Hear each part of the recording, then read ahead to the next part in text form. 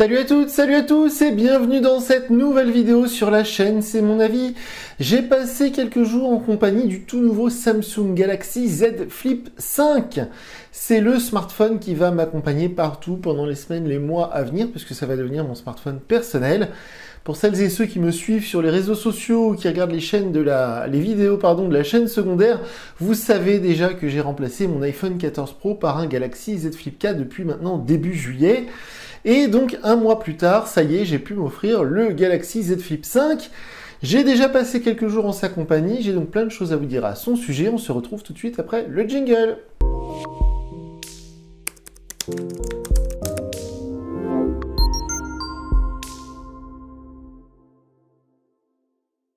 Comme je vous le disais, ça y est, ça fait maintenant plusieurs jours que ce Z Flip 5 m'accompagne partout.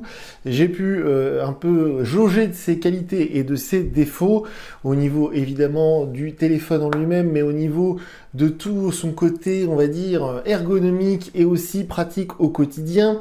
J'ai donc, comme d'habitude, ma liste avec les points positifs, les points négatifs, toutes les choses que j'ai appréciées et que j'ai regrettées, que je regrette, ou en tout cas que je reproche à ce Z Flip 5.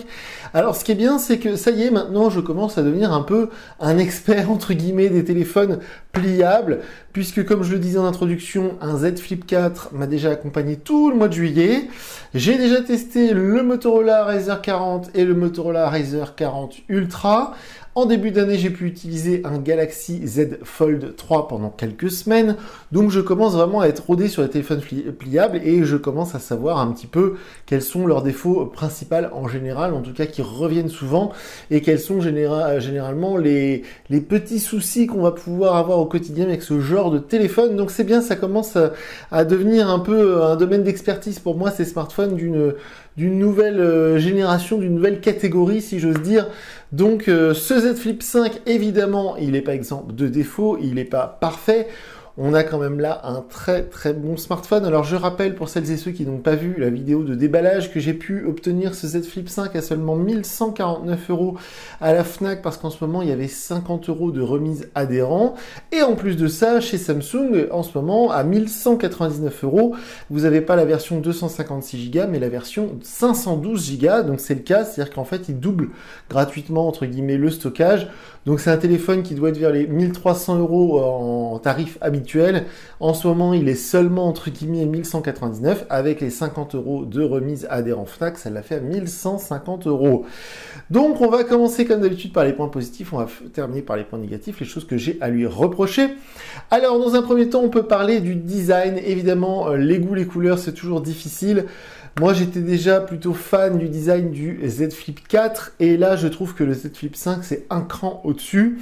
Alors, c'est passé un petit peu tout en verre, c'est-à-dire que c'était déjà une plaque en verre à l'arrière, mais elle était un peu mate, comme du verre poli. Ça donnait une impression de résistance face aux rayures. Là, c'est vraiment effet miroir. Ça ressemble beaucoup à l'arrière d'un iPhone X ou XS. C'est exactement le même type de reflet. On a évidemment de l'acier inoxydable sur tout le reste du téléphone, c'est-à-dire le châssis en lui-même est en acier inoxydable. Et donc on a l'écran externe en façade, donc ça c'est vraiment la grosse nouveauté. Donc au niveau du design, moi je trouve ça très élégant, je le trouve très joli. Évidemment, je le trouve très pratique. C'est un téléphone qui est à 188 grammes. Alors, ce qui est assez drôle, c'est qu'en ce moment, tous les téléphones pliables que j'ai pu tester, le Z Flip 4, le Z Flip 5, le Motorola Razr 40, etc., tous ces téléphones-là font 188 grammes. Je ne sais pas pourquoi. C'est vraiment un poids standard. Et du coup, ce grand écran, je vais vous en reparler après, mais c'est-à-dire que ça lui confère une sorte d'effet miroir. Alors, faut aimer, hein. C'est vrai que c'est assez spécial.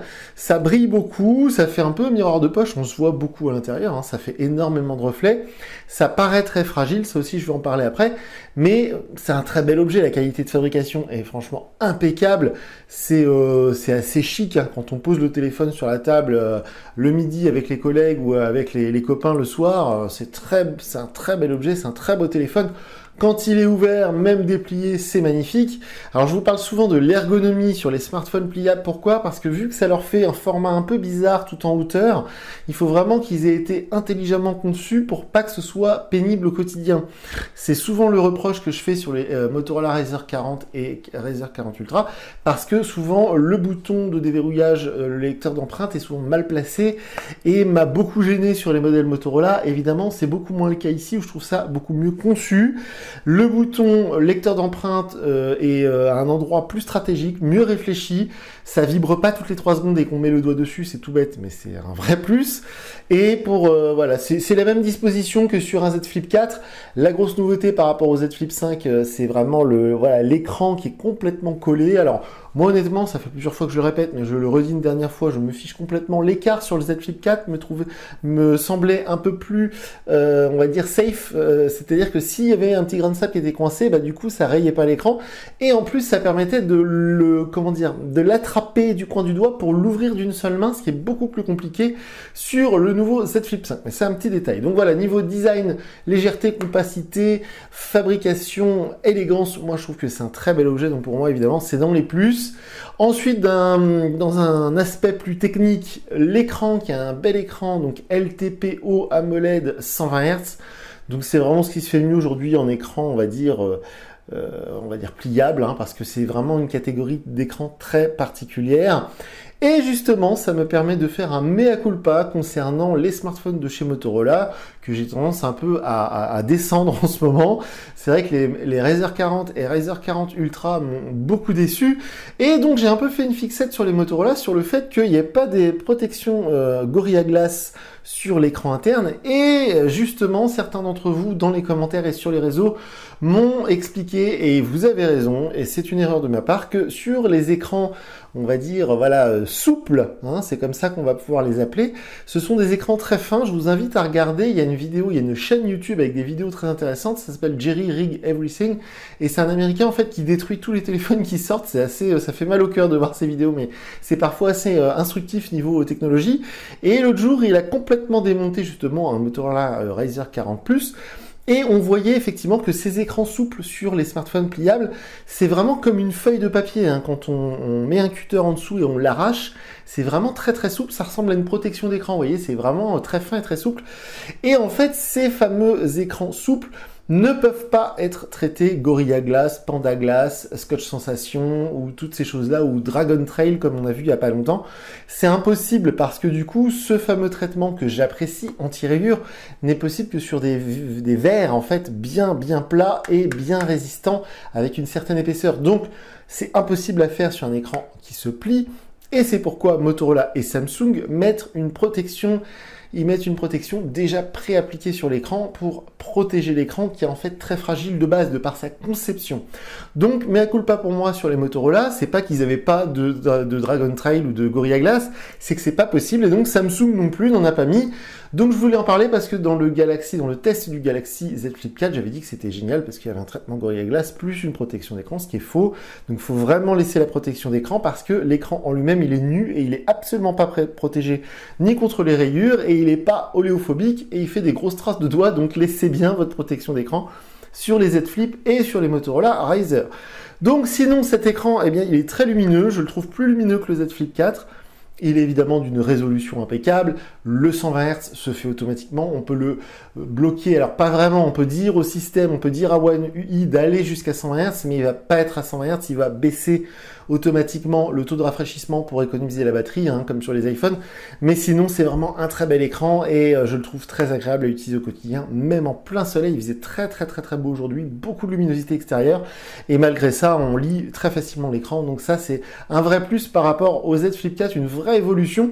Alors niveau évolution aussi, on va parler un instant des performances, donc du processeur. C'est le Qualcomm Snapdragon 8 Gen 2 qui équipe ce Z Flip 5, c'était le Qualcomm Snapdragon 8 Gen 1 sur le Z Flip 4. Et on sent, en tout cas je sens une vraie amélioration au niveau de l'autonomie, au niveau de la gestion de la batterie, au niveau de l'économie de l'énergie. Donc c'est vrai que pour moi l'autonomie est meilleure sur ce Z Flip 5. Je pense que c'est largement le processeur qui participe parce que sinon c'est la même batterie, c'est la même quantité de milliampères, c'est le même écran, même s'il a un tout petit peu été amélioré, et en plus l'écran externe est plus grand. Donc je pense qu'il y a vraiment que le processeur qui permet d'améliorer l'autonomie, et c'est le cas, l'autonomie est meilleure sur ce Z Flip 5 qu'il l'était sur mon Z Flip 4. Donc franchement bravo à Qualcomm qui a vraiment fait une super puce. Cette puce, la 8 Gen 2, on la connaît parce qu'on l'a déjà testé plusieurs fois sur la chaîne sur d'autres smartphones, notamment le Samsung Galaxy S23 qui était excellent, que j'avais adoré. Et petite chose assez bizarre, alors je ne sais pas si c'est en lien avec Samsung, avec le téléphone, avec le fait que ce soit un téléphone pliable, je ne sais pas, je ne comprends pas, expliquez-moi si vous le savez, dites-le moi dans les commentaires. J'avais fait de bien meilleurs tests Geekbench avec le S23 qu'avec ce Z Flip 5. Les résultats sur Geekbench 6 étaient bien meilleurs sur le Samsung Galaxy S23 en début d'année qu'il l'était sur ce Z Flip 5. Vous pourrez voir par vous-même les résultats que j'ai obtenus sur le tableau de bord, c'est mon avis. Les chiffres étaient tout simplement moins bons. Alors au quotidien, ça ne se ressent pas. Les performances sont excellentes, c'est super fluide. À aucun moment, j'ai eu un ralentissement. J'ai installé plein de jeux, les jeux, ça marche super bien, il n'y a aucun problème. Mais c'est vrai que c'est assez mystérieux de voir que sur voilà, cette application de benchmark, j'ai obtenu de meilleurs scores sur le S23, sur le Honor Magic 5 Pro, sur plein d'autres téléphones équipés du même processeur. Donc c'est assez mystérieux, mais voilà, les performances sont excellentes, il n'y a aucun problème là-dessus. Et justement, en parlant de fluidité, d'expérience utilisateur, je voulais franchement tirer mon chapeau à Samsung avec cette excellente interface One UI 5.1 qui participe largement au fait que j'adore les smartphones Samsung depuis à peu près 1 ou 2 ans. Parce qu'ils ont vraiment voilà, compris ce que je cherche moi, mais je pense que cherche la majorité des gens qui utilisent Android. C'est simple, c'est carré, on peut personnaliser beaucoup de choses, c'est fait intelligemment, les menus, on comprend, on trouve les items qu'on cherche, on peut personnaliser plein de choses, on peut régler plein de choses. Il y a beaucoup de mises à jour, c'est stable, c'est rapide, c'est fluide.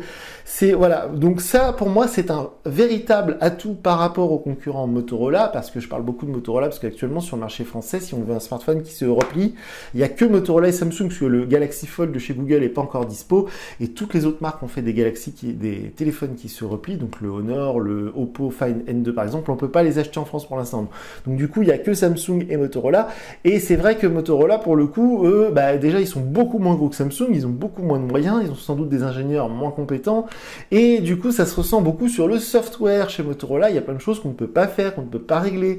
Il y a une page d'accueil qui est un peu à l'ancienne, un tiroir d'application un peu à l'ancienne aussi. Il y a des choses dans les menus, dans les réglages chez Motorola sur les Razer 40 qu'on va chercher sans les trouver justement parce qu'on ne peut pas le régler. Bref, niveau software, pour moi, il y a un énorme avantage sur Samsung actuellement par rapport aux concurrents semi-américains, parce que Motorola, les smartphones Android Motorola n'ont plus rien d'américain, maintenant c'est Lenovo, donc c'est chinois. Et aussi dans les plus sur ce Z Flip 5, évidemment, les photos, les vidéos, mais ça, j'en doutais pas un instant parce que sur le Z Flip 4, c'était déjà excellent. Mais alors là, je trouve qu'ils sont encore meilleurs, ce qui est assez bluffant, parce que c'est les mêmes capteurs photo. Donc le capteur normal et le capteur ultra grand angle. En façade, le capteur selfie est très bon aussi, mais attention, précision très importante. Là, c'est la première fois que ça me fait ça. Le capteur selfie, donc qui est sur ici l'écran intérieur, on va dire, je m'en suis quasiment pas servi parce que grâce à cet écran externe gigantesque, eh bien les photos selfies, on les fait avec, vous voyez, le capteur principal et donc du coup la qualité est fantastique. C'est bien évidemment de très loin les meilleures photos selfies que j'ai pu prendre parce que c'est fait avec le capteur principal et non pas avec le capteur selfie qui est toujours plus petit et donc d'une moindre qualité. Donc ça, c'est vraiment un énorme avantage par rapport à tous les autres smartphones du marché, y compris ceux qui ne se replient pas, parce que sur les téléphones qu'on ne peut pas replier, la caméra selfie est impossiblement, j'ai envie de dire, c'est pas très français, de meilleure qualité que la caméra principale qu'on va avoir ici. Donc ça, c'est vraiment un énorme avantage lié au fait qu'on a un écran extérieur qui permet de prendre en photo des selfies. Évidemment, on peut le faire aussi sur un Motorola Razr 40 Ultra qui a aussi un écran externe de très grande taille. Mais c'est vrai que par rapport à mon Z Flip 4, j'ai ressenti une nette différence sur les photos selfies que j'ai pu pu prendre comme ça avec cet écran externe. C'est super pratique, ça marche très bien et la qualité est franchement incroyable. Et enfin, niveau des plus, niveau des qualités, je voulais quand même signaler que donc le téléphone est certifié IPX8. Alors c'est-à-dire que le X en fait ça signifie qu'il n'y a pas de certification au niveau de la résistance à la poussière. Alors à la poussière, c'est surtout en fait on va dire aux petits cailloux. C'est plus ça que la poussière qui habite nos maisons tout le temps en permanence. C'est plus la poussière genre le sable en fait. C'est-à-dire que cette certification IPX8 pour moi c'est un avantage dans le sens où le téléphone il est certifié étanche. C'est-à-dire que si vous pouvez l'immerger dans l'eau, dans la piscine, dans la baignoire, il n'y a aucun problème. Par contre, le X signifie qu'ils n'ont pas eu de certification pour la résistance. Par exemple, si vous le mettez à la plage, dans du sable, et que vous l'ouvrez, vous le fermez, ça risque d'endommager la charnière. J'ai pas parlé de niveau design, du fait que quand on l'ouvre, effectivement, c'est parfaitement plat. C'est un smartphone qui est complètement, voilà, sans aucun petit angle mort, où vous voyez, il n'y a rien, il n'y a pas une bosse, c'est absolument plat. Et c'est très satisfaisant visuellement. Donc quand le téléphone est parfaitement déplié, quand on pose sur une table, évidemment, c'est absolument plat. Et il y a même des personnes qui ne se doutent pas d'un instant que c'est un téléphone qu'on peut replier, alors que sur le Z Flip 4, on pouvait deviner un petit peu plus le fait que ce soit un téléphone qui était déplié. Donc voilà, je voulais absolument le signaler. Donc il y a plein d'autres choses vraiment très cool sur ce téléphone, mais si je faisais une liste vraiment de tous les trucs vraiment positifs, il y en aurait pour une heure. Je peux aussi, par exemple, parler du fait que la recharge, alors le chargeur n'est pas fourni dans la boîte, mais avec un chargeur Ugreen 30 watts, par exemple, je vous mets le lien sous toutes nos vidéos, un chargeur Ugreen USB-C 30 watts, on obtient 1% par minute, donc 30% 30 minutes. Alors, c'est pas foufou, mais c'est bien, ça permet d'utiliser le téléphone correctement, et vu que l'autonomie est bonne et permet largement de tenir sur une charge une journée, eh bien, a priori, vous n'aurez pas trop à le recharger dans la journée, mais plutôt la nuit quand vous dormez. Si vraiment vous avez une utilisation très intensive du téléphone, beaucoup de jeux, beaucoup de navigation GPS, ce genre de choses, peut-être vous aurez à le recharger dans la journée, mais si vous le rechargez par exemple une heure, vous prendrez 60-70%. Donc franchement, c'est dans la moyenne, c'est pas exceptionnel, mais c'est plutôt pas mal. Je voulais aussi signaler, mais ça paraît assez classique, le lecteur d'empreintes marche super bien, c'est super actif, il n'y a aucun problème de ce côté-là. Donc ça, c'est un plus. Le haut-parleur stéréo est très puissant, évidemment, quand vous refermez le téléphone et que vous mettez un podcast ou un appel, le son est super volumineux, mais à 1200 €, encore heureux. Par contre, j'ai remarqué, et je vais vous en parler dans un instant, que le son, il est plutôt en 80-20, c'est-à-dire qu'il y a plutôt 80% en bas sur le haut-parleur principal et 20% en haut. Donc si vous mettez le doigt sur les petits trous du haut-parleur, il y a quasiment plus de son qui sort du téléphone, donc ça c'est un petit défaut. Alors justement, on va faire une coupure, on va passer à tout ce que j'ai à reprocher à ce Z Flip 5. Donc c'est bien parce que cette vidéo va prouver à beaucoup d'entre vous qui m'ont commenté certaines vidéos, qui m'ont envoyé des messages sur les réseaux sociaux pour me dire ces derniers temps, Samsung c'est fantastique, les autres marques c'est nul, voilà, attention, machin. Alors non, c'est pas ça, c'est pas ça. C'est que dernièrement, j'ai testé par exemple beaucoup de Honor. Les Honor, j'aime beaucoup cette marque, mais dernièrement, je trouve qu'il y a des vrais problèmes qui sont toujours les mêmes d'ailleurs, hein, quels que soient les modèles. Les Motorola, pas de chance pour Motorola, souvent c'est pareil. Il y a des choses niveau logiciel qui, moi, me rendent fou et gâchent complètement, à mon avis, leurs produits. Et chez Samsung, les derniers téléphones que j'ai pu tester, je les trouve tous réussis. Le Z Flip 4, moi que j'ai découvert, donc j'ai utilisé de manière personnelle, j'ai trouvé excellent, franchement, surtout à 699 €, c'était vraiment cadeau. Il y avait l'excellent A54 en début d'année, toute la gamme des A14, A24, A34 se vend très très bien. Et donc là, cette gamme Z Flip, Z Fold 5, maintenant à la rentrée, on va dire, parce que là on est au mois d'août, donc c'est franchement pour moi une totale réussite, mais j'ai quand même des choses à lui reprocher, et justement, on est loin de la perfection, et justement, je me suis dit qu'un Z Fold 4 à 699 €, parce que c'était son prix il y a un mois de ça, c'était sans doute une bien meilleure affaire que ce Z Flip 5 à 1200 €. Alors, dans les petites choses que j'ai à lui reprocher, alors je vous en parlais tout à l'heure, le fait que l'écran intérieur soit pas traité Gorilla Glass, c'est pas de la faute de Samsung, puisque Motorola est confronté au même problème. Dès qu'on a un écran souple OLED qui se replie, on ne peut pas avoir de traitement chimique anti-rayures, mais du coup, on est obligé de subir cette protection d'écran intérieur, donc c'est pas lié forcément à ce modèle, mais plutôt au format de smartphone pliable, parce que du coup, eh ben, on a ce problème entre guillemets du durabilité qui fait qu'un jour ou l'autre on va être obligé de remplacer le protecteur d'écran. Si vous avez de la crasse qui se met autour de l'écran, bah du coup ça fait un peu cracra sur un téléphone à ce prix-là, c'est un peu dommage. Et surtout pour les maniaques comme moi, quand on passe le doigt, c'est pas parfaitement, vous voyez, ça glisse pas super bien sur le protecteur d'écran. Si vous enlevez le protecteur d'écran, chose que je ne vous conseille pas de faire, mais que j'ai fait quand même par curiosité pour la science, comme dirait l'autre, et bien du coup l'écran c'est super smooth, c'est super glissant, c'est très agréable, mais l'écran il marque facilement les traces de doigts et surtout il devient très fragile, donc attention. Donc je voulais le marquer parce que si vous hésitez entre un Z Flip 5 à 1200 € et un S23 Ultra qu'on va voir presque dans le même prix, le S23 Ultra évidemment il sera un peu plus encombrant, mais les photos seront bien meilleures, les performances un petit peu meilleures aussi, et surtout l'écran sera traité Gorilla Glass. Voilà, je voulais faire une petite parenthèse là-dessus. Aussi, on peut quand même remarquer que quand on a allumé le téléphone pour la première fois, j'ai pas pu aller avec vous jusqu'à l'écran d'accueil, parce que chez Samsung, il faut forcément mettre une carte SIM, un Wi-Fi, c'est très compliqué, donc on l'a pas fait ensemble cette fois-ci.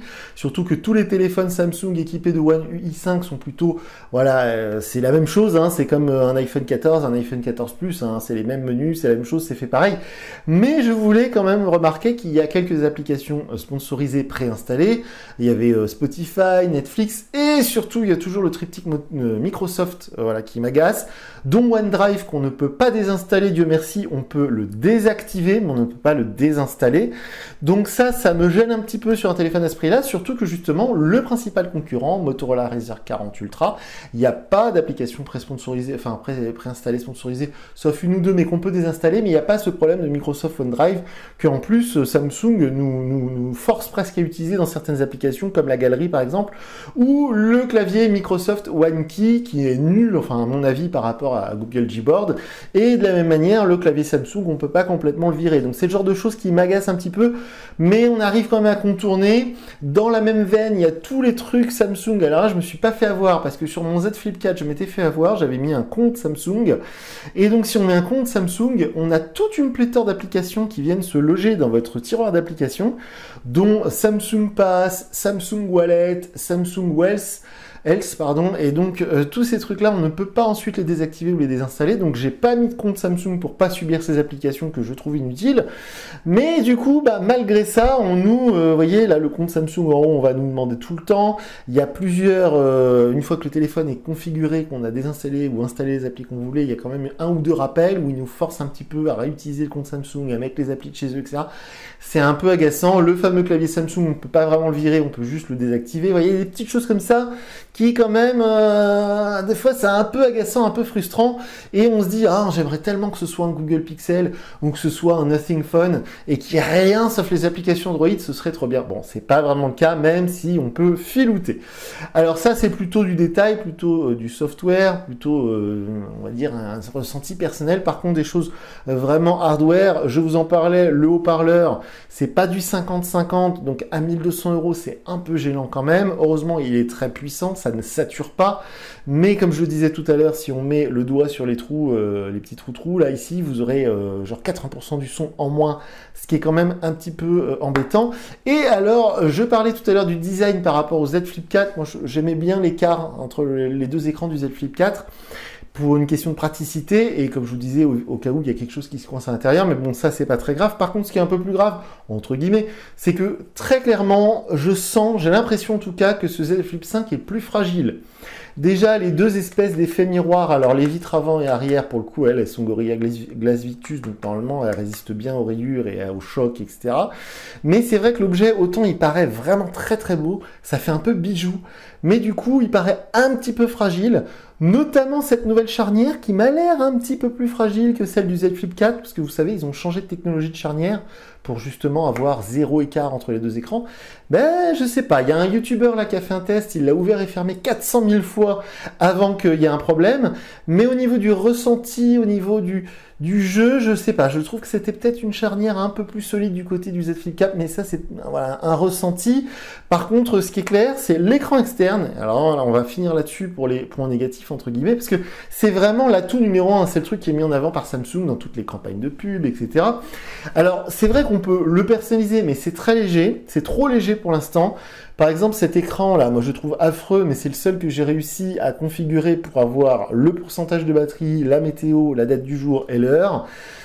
C'est pas très très beau, mais pour l'instant il n'y a pas trop de choix, on peut pas changer le fond, la couleur, on peut pas tout modifier comme un cadran de montre connectée par exemple. Donc pour l'instant je trouve ça très limité, trop limité. Justement du côté du Razer 40 Ultra chez Motorola, c'était un petit peu plus ouvert, on pouvait un petit peu plus changer les choses. Par contre c'est assez pratique, c'est plutôt bien conçu. On peut mettre ce qu'ils appellent des cartes, donc c'est-à-dire, vous voyez, c'est des choses qui vont rester tout le temps à ouvrir, et on peut utiliser quelques applications en mode écran externe. Donc pour l'instant c'est limité, moi j'ai une trentaine d'applications, il n'y a que ces 4 là qui fonctionnent avec l'écran externe. Donc j'espère que ça va évoluer avec le temps, hein. Le téléphone il vient de sortir, j'ose espérer qu'ils vont vraiment bosser fort sur cet écran externe qui pour l'instant n'est pas très exploité, pas bien exploité, on va dire, on pourrait faire beaucoup plus de choses. Et aussi justement cet écran externe, des fois c'est un peu frustrant parce que il y a des moments où c'est tout bête, je vais vous montrer quelque chose. Là, par exemple, si je veux regarder la température qu'il fait, là maintenant j'ai chaud, hein, d'ailleurs je ne sais pas si ça se voit, mais j'ai chaud. Eh bien en fait, si je double tape, ça réveille l'écran, il n'y a pas de problème, mais je ne peux pas aller voir la météo sans déverrouiller mon téléphone avec l'empreinte. Je trouve ça un peu bizarre, juste pour aller voir la température qu'il fait, de devoir s'identifier avec un code ou avec l'empreinte digitale. Vous voyez, il y a des petites choses comme ça que je trouve un petit peu bizarres. Pour l'instant, ça paraît pas très au point. Donc j'espère qu'ils vont vraiment rapidement apporter des mises à jour, parce qu'il y a des choses comme ça, c'est tout bête. Par exemple, on ne peut pas mettre le Google Wallet sur l'écran externe. Exemple typique, vous avez une carte fidélité, moi j'en ai plein enregistré dans mon Google Wallet, l'application Wallet qui s'appelait avant Google Pay, et autant quand l'écran est ouvert, on clique dessus, on a toutes nos cartes fidélité, il n'y a pas de problème, mais autant sur l'écran externe, ça paraît logique qu'on l'utilise Apple Wallet, enfin Google Wallet, pardon, parce que quand on est en caisse d'un magasin, on a la carte fidélité, et sans ouvrir le téléphone, on pourrait cliquer sur Google Wallet, et hop, on aurait tous nos codes barres, nos cartes fidélité. On ne peut pas le faire, alors j'espère que ça va venir, j'espère vraiment que ça va venir rapidement, parce que pour l'instant c'est frustrant. On se dit cet écran externe dont on nous parle dans toutes les pubs Samsung, qui est apparemment la grande nouveauté, c'est très limité, donc c'est un peu frustrant parce que on peut pas faire beaucoup plus de choses que ce que je faisais avec mon tout petit écran que j'avais sur le Z Flip 4. Par contre, Dieu merci, il y a le Always On Display. Ça, c'est une chose qu'il n'y avait pas forcément chez Motorola. Donc vraiment, ça c'est très pratique. Avec le pourcentage de batterie, la date d'aujourd'hui, le nombre de notifications et l'heure qui reste affichée en permanence. Donc ça, c'est très très cool. Mais voilà, pour l'instant, moi je l'ai mis dans les moins parce que c'est vrai que quelqu'un qui passe du Z Flip 4 au Z Flip 5, c'est mon cas par exemple, eh bien, on investit plus de 1000 € dans le nouveau téléphone, on se dit, waouh, tout va être beaucoup mieux. Alors, c'est vrai que tout est mieux, les photos sont mieux, les performances sont mieux, l'autonomie est mieux. Il y a cette nouvelle charnière qui fait que, voilà, l'écran, hop, l'objet est devenu encore plus beau. Mais la principale nouveauté, cet écran externe, pour moi, pour l'instant, n'apporte pas grand-chose et au contraire, apporte de la frustration parce que je m'étais imaginé dans ma petite tête, je me suis dit, je vais pouvoir faire plein de trucs sur l'écran externe. Notamment, c'est tout bête, mais cette histoire des cartes fidélité, là, le Google Wallet, j'aimerais pouvoir l'ouvrir sur l'écran externe, on ne peut pas encore. Donc, j'espère que ça va venir, mais voilà, pour l'instant, ça fait partie des choses que je regrette sur ce Z Flip 5. Alors, si je devais lui donner une note sur 10, je lui donnerais la note de 9 sur 10, alors que j'avais donné 9,5 sur 10 au S23 ou au Z Flip 4. Tout simplement parce que je trouve que c'est un moins bon rapport qualité-prix. En fait, si vous avez 1000 € en poche aujourd'hui, alors il y a vraiment, si vous voulez un téléphone qui se replie, ce qui était mon cas, donc auquel cas vous avez que le choix de Motorola ou Samsung actuellement, mais sinon, si vous avez 1000 € en poche, vous voulez du Samsung et vous voulez vraiment le meilleur rapport qualité-prix, je trouve qu'il est meilleur sur un S23 par exemple. Tout sera un peu meilleur, le téléphone est plus petit, moins encombrant, il y a un meilleur appareil photo, etc. Et il est un petit peu moins cher. Et si vous voulez vraiment un smartphone pliable, eh bien le Z Flip 4 qui était sorti l'année dernière, si vous en trouvez encore un en neuf, il coûte moins de 1000 € et pour moi il fait quasiment tout pareil, un tout petit peu moins bien, mais j'ai du mal à justifier l'écart de prix qui est presque le double. Alors je bloque un peu sur cette promo qu'on a eu début juillet de la part de Samsung, chez tous les revendeurs, Fnac, Darty, Boulanger, même les opérateurs mobiles. Le Z Flip 4, il y a un mois, ils ont fait une promo de dingue à 699 €, c'était une affaire en or. Et pour presque le double de prix aujourd'hui, on a un téléphone qui est un peu mieux, mais pas, vous voyez, pas beaucoup mieux. Ça justifie pas le double de prix pour moi. Donc c'est ça qui me gêne un petit peu, qui fait que je lui donne que cette note, voilà, de 9 sur 10, qui est déjà une très bonne note. Mais si vous vous demandez pourquoi le modèle de l'année dernière, sorti il y a un an, a une meilleure note sur notre fameux tableau de bord, eh bien voilà l'explication. Malgré tout, je suis plutôt satisfait de mon nouveau Z Flip 5 qui va donc m'accompagner partout pendant je ne sais combien de temps, jusqu'au moment où je vais me lasser. J'ai commandé la Galaxy Watch 6, donc j'avais la Watch 5. J'ai commandé la Watch 6 qui n'est pas encore arrivée, donc mon poignet se sent un peu nu. Dès que la Watch 6 va arriver, je vais faire le déballage sur notre chaîne secondaire, donc je vous mets le lien évidemment sous la vidéo, donc je vous encourage à aller suivre, à aller vous abonner à cette chaîne secondaire et sur laquelle vous verrez le déballage des montres connectées, des oreillettes, etc. Et donc ce Galaxy Z Flip 5, voilà, vous avez vu le déballage, vous avez vu le test, et je pense justement que je ferai sur la chaîne secondaire, d'ici quelques semaines, sans doute dans un mois à peu près, une sorte de test sur le long terme, parce qu'au bout d'un mois que le téléphone m'aura accompagné partout, j'aurai sans doute d'autres choses à vous dire, que ce soit dans les points positifs, les points négatifs, les choses que j'ai appréciées et moins appréciées, que là ça fait que quelques jours, mais je voulais vous donner quand même un avis, voilà, au bout de quelques jours, de ce que je pense, pardon, de ce Galaxy Z Flip 5. Donc voilà pour cette vidéo, moi je vous dis à très bientôt pour une nouvelle vidéo sur la chaîne, salut!